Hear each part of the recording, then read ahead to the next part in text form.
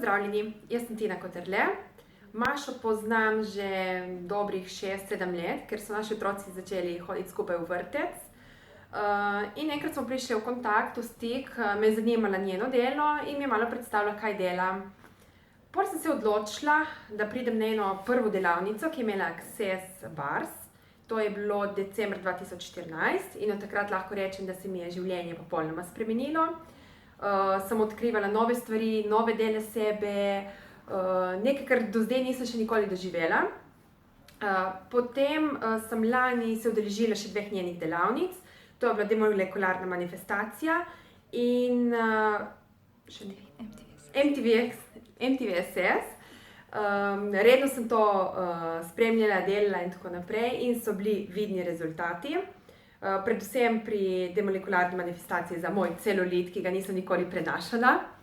Vedno mi je bil odveč, vedno ga nisem marala in ko je prišel čas poletja in novih kopalk, meni je bilo grozno samo pogledati v kopalkah.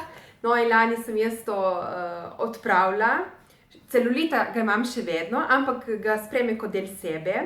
Ga imam še vedno zato, ker zdaj malo zabušavam z vajami, s terapijami, si jih ne delam redno, ampak sem ga sprejela kot del mene in ga imam rada in zato hvala, ker taka sem lepša, sem drugačna. Potem v tem času pač je prišlo nekih sprememb, velikih sprememb pri meni in sem te delavnice malo zapustila, nisem redno delala in 1 mesec od tega sem spet prišla, sem začutila, da moram priti k Maši na individualne terapije, tako da danes je zdaj moja 3. individualna terapija. Danes sem prijela eno drugačno, novo, mislim, da sem druga stranka, ki sem jo prijela in sem vesela. Začutila sem, da... No, danes sem druga stranka, ki sem prijela terapijo Radost enosti in vam povem, da je fenomenalna. Občutki so, vam jih ne morem opisati, ker je res super stvar, tako da vam priporočam. Pridite, zmenite se z Mašo čim prej, ne odlašati, bom jutri, bom naslednji teden, danes, ker je res super.